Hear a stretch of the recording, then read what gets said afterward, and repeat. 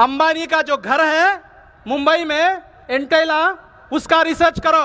उसकी जो शानदार करोड़ों करोड़ों रुपए की जो बिल्डिंग बनी है वो किसकी जमीन पे है? वक्फ की जमीन पे बनी है। मैंने कहा कि 12,000 करोड़ एकड़ की संपत्ति है मुसलमानों की, इसमें आधे से ज्यादा संपत्ति सरकार ने कब्जा करके रखा है। कब्जा नहीं, सरकार अपने लिए किराए पे लेके मकानात बनाए। कई प्रॉपर्टियां सरकार की बिल्डिंगें हैं। मैं कलकत्ता में भी काम, बंगाल में भी काम किया हूं। पिछले इलेक्शन में मैं जाके दौरा किया, वहां की विधानसभा और वहां का गवर्नर का घर जो बना है वो वक्फ की संपत्ति पे है। आप गूगल में सर्च करो कि उसका किराया कितना है। मैंने उस वक्त देखा था 260 रुपया। क्या ये इंसाफ है? हमारी जगह में बैठे हैं, एक झुग्गी वाला भी 260 रुपया नहीं देगा। ये सरकार ने अंबानी और अदानी को बहुत मदद किया है ना, इसीलिए कहा ना समझोगे तो मिट जाओगे। ऐ हिंदुस्तानी मुसलमानों, तुम्हारी दास्तान भी नहीं रहेगी इन दास्तानों में।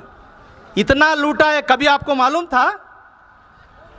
ये सरकारें कब्जा किए। तो नया कानून कहता है कि जितनी जायदाद, जितने मकानात सरकारी जमीन पे बनी है वो सरकार ही खुद रख लेगी, आपको नहीं देगी। क्या ये मंजूर है?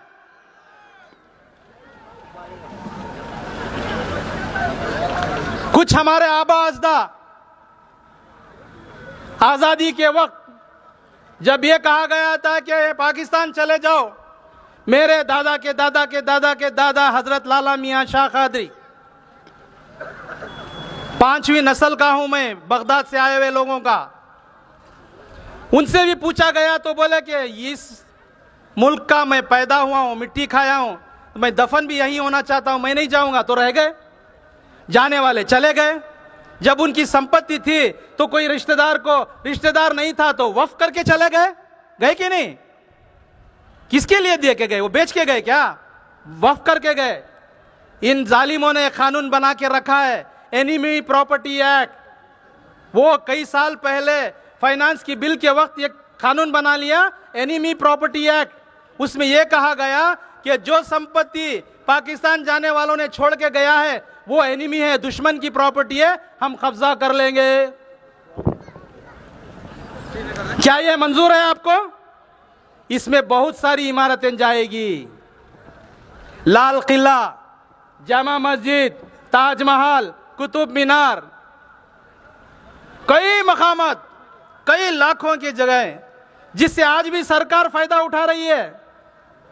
आप लाल किले में जाते हैं तो पैसा देते हैं या नहीं देते? देते हैं ना। मेरे आबा अज़ा ने बनाई थी ना, राज तुम्हें कर रहे हैं। वो कहते हैं ना, वोट हमारा राज तुम्हारा, नहीं चलेगा नहीं चलेगा। बोलिए, वोट हमारा राज तुम्हारा, नहीं चलेगा नहीं चलेगा। वो भी यहीं भी वही फिक्स होता है। जेडीयू के नीतीश जी को बोलना है, वोट के लिए आके हमें भीख मांगते हैं, हमारी दावतों में आ जाते हैं, हमारी रमजान की पार्टी में हरा गमछा डालिए, हम भी खुश हो गए, ओ मुसलमान बन गया, मौलाना बन गए, मुफ्ती बना देते हैं। यही ना करते हैं आप लोग? बाजू खड़े होके फोटो लेते, क्या है ये हरा गमछा टोपी पहना वाला हमारा मुसलमान। ये बेवकूफ बनाकर वोट लिया था आपका, सारी सरकारों ने वोट लिया था, और आज हमारी संपत्ति को हड़पने की जो साजिश कर रहे हैं उनका साथ दे रहे हैं आप। सोचिए ना, ये जो सरकार साथ दे रही है, किसका साथ दे रही है? हमें इतने बिल लाने के बाद हमारी लव जिहाद, हमारा हिजाब, हमारी अजान, हमारा कुर्बानी, हमारी औरतें के मसाइल, ये सारे बिल के ऊपर बना के हमें खत्म कर रहे हैं। आप उनको सपोर्ट कर रहे हैं क्या? यह हरगिज़ कबूल नहीं है। सारे हिंदुस्तान नहीं, आप बिहार वाले बोलो, क्या आपको कबूल है?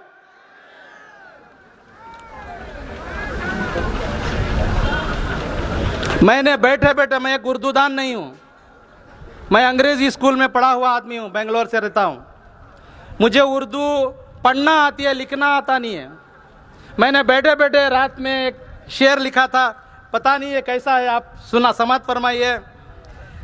हम मर जाएंगे तो सबको हम मर जाएंगे तो सबको दफनाने की फिक्र होगी, हम मर जाएंगे ना अभी तो सबको दफनाने की फिक्र होगी, किसी को खबर नहीं कि तुझको जलाने की फिक्र होगी। किसी को खबर नहीं, पीछे वक्फ बिल ला के तुझे जलाने की साजिश है। कैसे? आपका कब्रिस्तान चला जाएगा, आपको म्यूटेशन रजिस्ट्री कराओ बोल रहे हैं ना 90 डेज में, बोले ना कानून में वो कि आपकी जितनी संपत्ति है इसको ला के सरकार में म्यूटेशन यानी रजिस्ट्री कराओ। रजिस्ट्री कराते वक्त वो पूछेंगे जैसा हम घर रजिस्टर करते हैं, ये कागज लाओ, पट्टा लाओ, खाता लाओ, सलाह लाओ, सर लाओ, टांग लाओ, भेजा लाओ, कलीजा लाओ, बोलते हैं ना। ये ऐसा बोलेंगे तो 400, 700, 800 साल पहले दी गई संपत्ति का कागज हमारे पास है क्या? अगर हम नहीं देंगे तो क्या बोल रहे हैं? कब्जा कर लेंगे। तो जरा कान खोल कर सुनो, हमारी कब्रिस्तान चले जाएगी तो क्या करेंगे? जलाने के लिए तैयार है? यही है, हम मर जाएंगे तो सबको दफनाने की फिक्र होगी, किसको खबर कि तुझको जलाने की फिक्र होगी। तेरा ना हमारी मस्जिदों के मीनार, तेरा नाम पुकारा जा रहा है मस्जिदों के मीनार से, तेरा नाम पुकारा जा रहा है मस्जिदों के मीनार से, वो दौर दूर नहीं मीनारों को दफनाने की फिक्र होगी। कर रहे हैं ना ये लोग, वो दौर दूर नहीं मीनारों को दफनाने का। बहरहाल ये है हमारी इस व्यवस्था को ठीक करना है। अब ये समझेंगे यहाँ के कुछ लोग, हमारे दूसरे धार्मिक भाई जो हमारे क्या कहते हैं उनको, हमारे नेशनल्स, दूसरे जो लोग रहते हैं ना, क्या कहते हैं उनको, हम वतनी लोग, ये सोचते हैं कि ये क्या सिर्फ मुसलमानों का बोल रहे हैं। यहाँ मुसलमान की बात नहीं है, नाम मुसलमान को टारगेट, उसके पीछे कौन है? उसके पीछे ईसाई है, उसके पीछे सिख है, उसके बाद पीछे बुद्ध है, उसके पीछे दलित है। इन सबको यही कानून लेके आएंगे। अभी इसके साथ साथ आपको बताता हूं, सुन लीजिए गौर से। आप लोग उर्दू पढ़ते हैं ना? आपके बिहार में उर्दू है या नहीं है? है ना? 4-8 दिन पहले राजस्थान सरकार ने एक बिल पास किया है कि उनके स्कूलों में उर्दू पढ़ाना खत्म। सही ना? 4 दिन पहले बिहार की बीजेपी सरकार ने, राजस्थान की, उर्दू को खत्म कर दिया। देखिए, हर एक साजिश, हर एक दिन कुछ ना कुछ आपकी जबान को खत्म करना चाह रहे हैं। उत्तर प्रदेश में उर्दू बोलने वाले कठपुतला कहा। उत्तर प्रदेश में कई साल पहले उर्दू को खत्म ही कर दिया। क्या क्या बोल रहे हैं हम लोगों को। तो मेरे भाइयों दोस्तों, ये जो है, अब इसके साथ उत्तराखंड और गुजरात में इन्होंने एक नया कानून पास कर दिया है जिसका नाम यूसीसी है, यूनिफॉर्म सिविल कोड। एक सा कानून, सब हिंदुस्तान के सारे नागरिकों को एक सा कानून। हमारा संविधान ये अधिकार देता है कि मुसलमानों को पर्सनल लॉ का कुछ कानून दिया है। कुरान का कानून है, निकाह का, तलाक का, जायदाद के बंटवारे का, यह है ना, शरीयत है ना। वो अधिकार कहां से मिला हमको? वो अधिकार मिला संविधान से, कि संविधान ये इजाजत देता है कि तुम्हें तुम्हारे धर्म के मुताबिक इन चीजों में तुम इसके मुताबिक फैसला लो। तो आप अगर कोर्ट जाएंगे तो वहां पर हिंदू लॉ के मुताबिक आपको तलाक नहीं दिया जाएगा, अलग नहीं किया जाएगा, मुसलमानों के शरीयत के कानून के मुताबिक किया जाता है। आप अगर विरासत की लड़ाई लेकर भाई बहन अगर जाएंगे कोर्ट में तो वो हिंदू लॉ के मुताबिक नहीं करेगा। क्या है हिंदू लॉ में?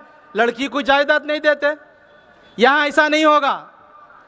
लेकिन जब ये देते हुए ये अधिकार छीन रहे हैं ये, तो ये गैर संविधानिक है कि नहीं? सारा काम गैर संविधानिक है। ये असल में इनका छुपा हुआ एजेंडा है, एक आरएसएस का एजेंडा है। ये क्या लाना चाहते हैं? संविधान को खत्म करके क्या ला रहे हैं? मनुस्मृति को कायम करना चाहते हैं।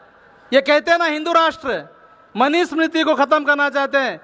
बाबा साहब अंबेडकर के मानने वालों और यहाँ जमे हुए सेक्युलर, इंसाफ पसंद, हक पसंद यहाँ के नागरिकों से मेरा सवाल है कि आपको संविधान चाहिए या मनुवादी का मनुस्मृति चाहिए?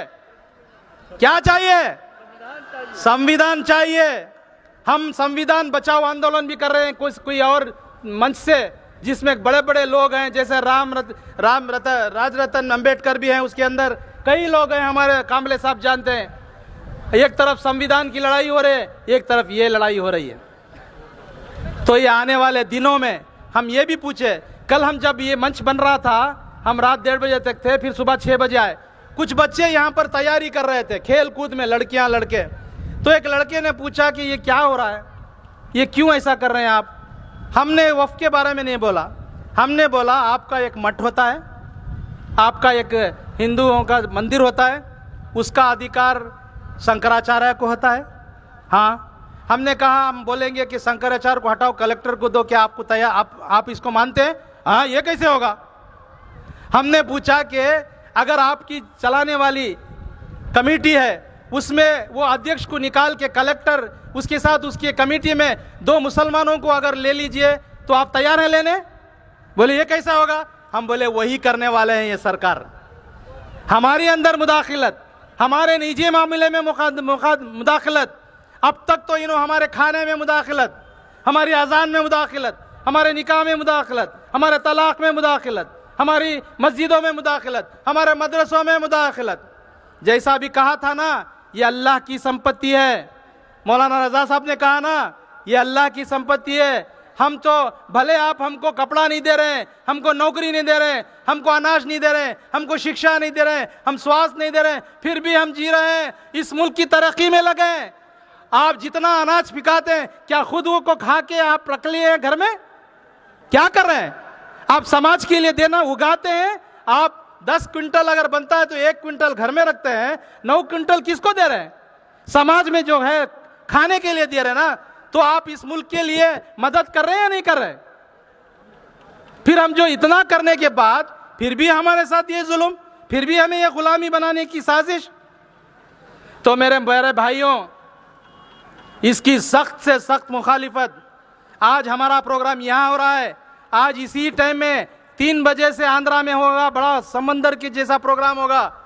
और जिस दिन से शुरू हुआ है उस दिन से हर राज्य में, दिल्ली में, राजस्थान में, झारखंड में, यूपी में, मध्य प्रदेश में, बंगाल में, चले जाए नीचे ऐसे ही जाते जाते आप, महाराष्ट्र में, तमिलनाडु में, केरल में, कर्नाटक में, आंध्रा में, तेलंगाना में, कहीं भी जाओ ऐसी सभाएं लगी हुई है।